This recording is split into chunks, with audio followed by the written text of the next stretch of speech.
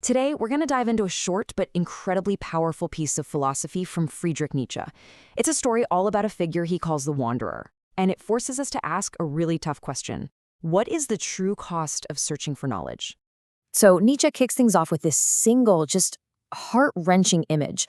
A wanderer shuts a door, and then he just weeps. Right away, you have to ask, what door was it, and why is he crying?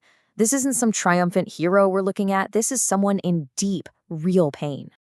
Okay, so what's the source of all this agony? Well, Nietzsche tells us it's not some enemy chasing him from the outside.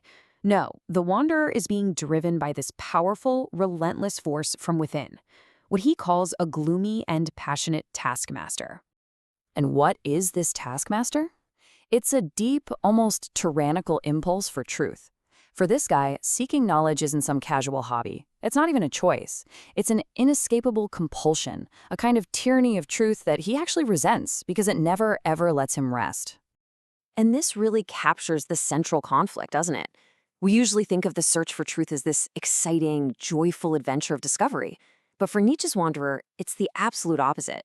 It's a heavy, painful burden, a duty that separates him from all the comforts of life. So this journey he's on is just filled with trials. As he travels, he keeps finding these beautiful places that seem to promise him some rest and comfort. But here's the thing, they aren't sanctuaries, they're temptations. Nietzsche calls them the gardens of Armida. They're symbols for everything that makes life pleasant. Art, beauty, community. They offer him a place to stop, a temporary home. But for someone driven by that relentless taskmaster, temporary is never going to be enough. And this creates a brutal conflict between beauty and certainty. Because as beautiful as these places are, they can't give him the absolute truth he's forced to see. And this just shows you the immense sacrifice his journey demands. He has to turn his back on beauty, on comfort, on art, on every single kind of home you can imagine. Social ones, religious ones, even just comfortable ideas.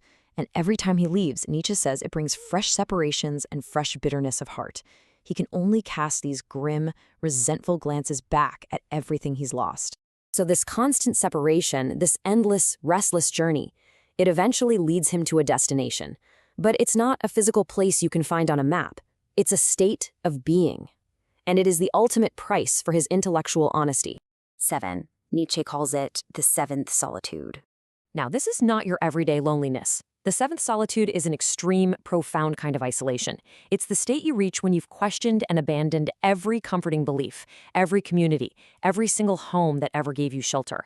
It's the desolate peak that a truly free spirit can reach, and it's the final price for absolute intellectual integrity. I know, this all sounds incredibly tragic, doesn't it? But here's where Nietzsche completely flips the script. He suggests that this agonizing journey isn't actually a curse. It's a necessary process of transformation. The pain, it actually has a purpose. And here it is, the core idea. That constant restlessness, the wanderlust, is the very engine of his philosophical evolution. By never settling down, by always moving and questioning, the wanderer avoids getting trapped in any single way of thinking. The movement itself is what creates the growth. So let's trace the path. It starts with that painful separation. That pain leads to constant restlessness, and that state of constant change forces him to do a reevaluation of all values, basically to rethink everything. And this finally leads to the destination, what Nietzsche calls gay science.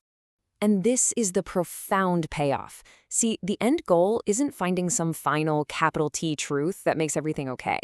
It's about developing a joyful wisdom. It's the strength to live without those easy certainties. And even more, the ability to look back at your own painful, tragic search for truth and laugh.